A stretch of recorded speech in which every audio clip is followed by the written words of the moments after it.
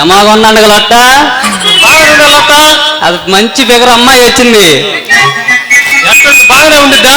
మంచి తెల్లగా ఉంది తెలుసా. నేను ఎరుపుగా ఉండిద్ది అనుకున్నాను. నీ మొహానికి అప్సరస కూడా రాదురా. మంచిది ఎరుపుగా ఉంటే గుర్తుతా ఉంటా. అది కాదు రే, ఏ కాడికి ఇదే కాదు, యాంగిల్ మారితే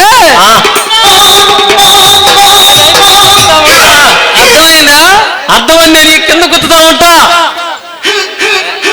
అవన్నీ వాడేసాం కూడా, అంత అయిపోయింది.